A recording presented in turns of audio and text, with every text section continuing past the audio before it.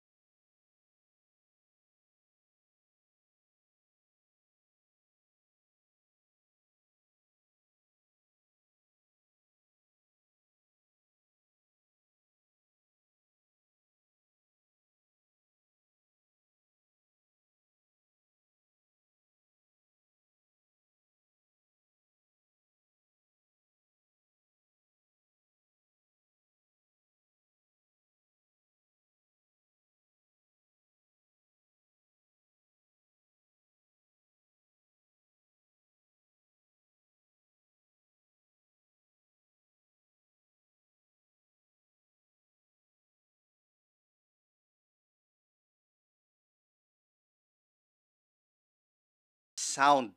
Kasi ito ay nagamit ko na. Ngayon, kapag ganito po yung nakuha po natin, halimbawa kumukuha po tayo sa YouTube, natatanggalin po natin yung sound para hindi po tayo makapiright. So, gagawin po natin is pindutin po itong video na to. Makikita po natin dito itong symbol na ito about sound. So, pindutin po natin. Then, dito po, itong audio, pindutin po natin ito. Mawawala na po yung sound. Tingnan po natin.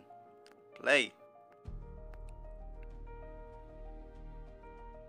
Oh, wala na pong sound ito.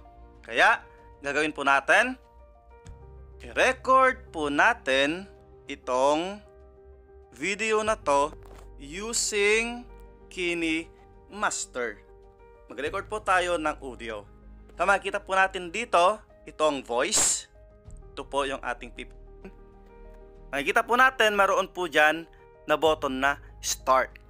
So, makikita po natin dyan kung gaano kalakas or kahina ang ating boses.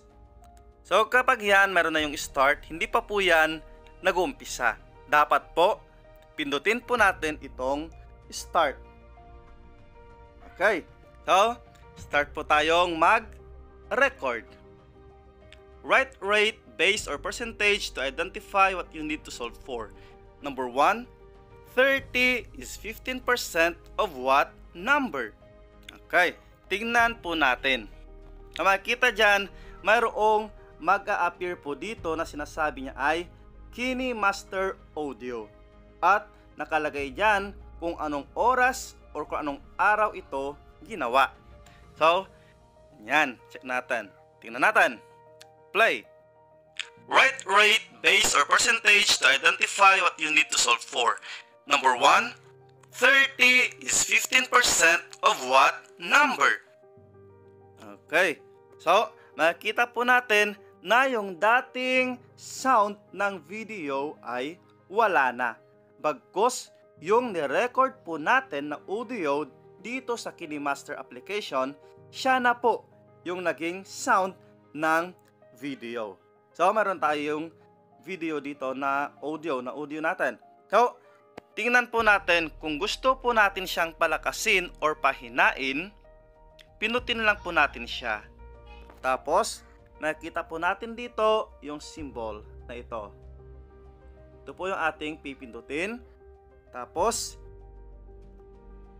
kung gusto nyo na mas malakas, pwede nyo siyang i-volume up to 200. Tingnan po natin. Write rate, base, or percentage to identify what you need to solve for.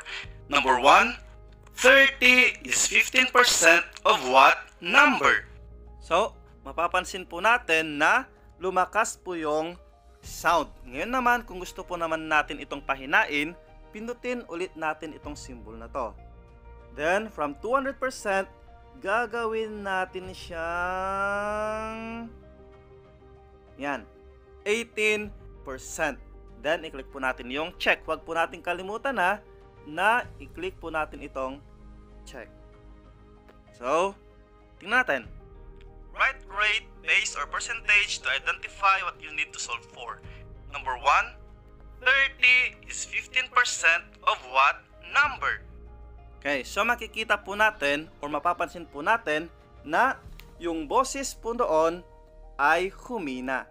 So, ganyan lang po kadali ang pag-record ng audio using KineMaster. At marami pa po yan. Tingnan po natin. Kung gusto naman po natin na palitan yung ating boses, so ito, normal. Ngayon, gagawin naman po natin itong chipmunk. Tingnan po natin. So, dito marami pong pagpipilian dyan, pero subukan po natin itong chipmunk. Yan, tingnan natin kung ano yung mangyayari sa boses. Write rate, base, or percentage to identify what you need to solve for.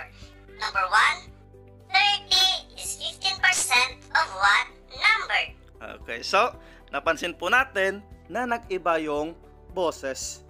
From normal, naging chipmunk. Yan. So marami pa po dyan. Kapag i-review yan, i-record, pwede ring loop, paulit-ulit. So marami po yan. Pwede rin po natin gamitin itong trim. Ibig sabihin po nito, kapag ayaw nyo yung sound, hanggang dito lang siya, so pwede natin itong i-trim. Pindutin natin.